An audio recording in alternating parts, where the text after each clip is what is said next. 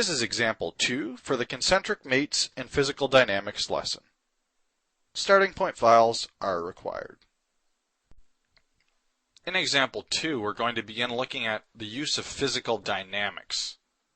So to begin this example, we again need to start a new assembly file using the inch assembly template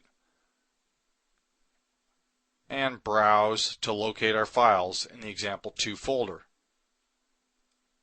Start with starting point file 1 and lock it into the origin as it is the base part. Then let's insert the next two components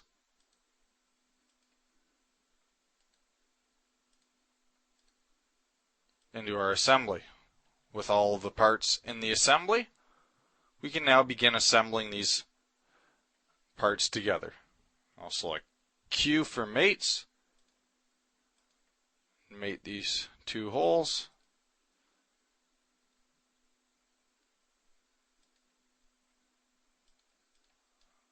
and I'll mate the fronts up to that little bracket that's holding everything in place. Now the issue we have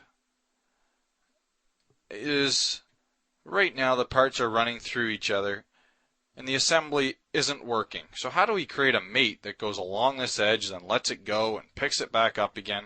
There's not really a mate. We need to use physical dynamics for that.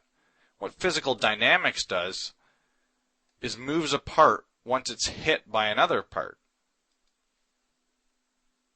To activate physical dynamics, we'd select Move Component, and when a part hits another part, it'll move it. Now we have another difficulty with this. This part was already hitting inside here, so we need to line that up perfectly before we begin our physical dynamics.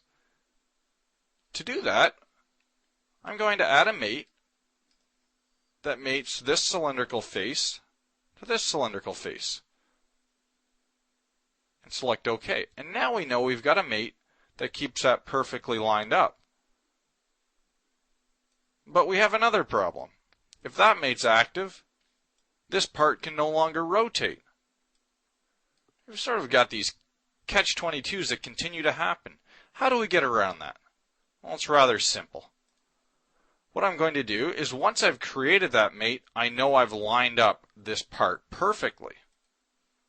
So I've got that in a perfect starting location for this mechanism. Now what I can do is select that part, and on the feature tree, select the mate that caused those to be concentric. And I'm going to select the suppress.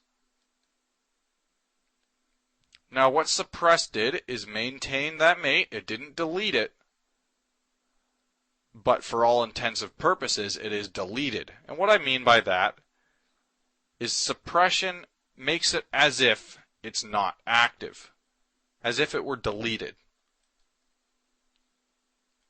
So this is no longer concentric. Again, I will unsuppress that mate briefly to get that concentric, and then I'll suppress it again. So it's stuck concentric, and that's working perfectly. Now I'll select Move Component and activate my physical dynamics. By rotating my part, my assembly works perfectly, because everything started out in the right location.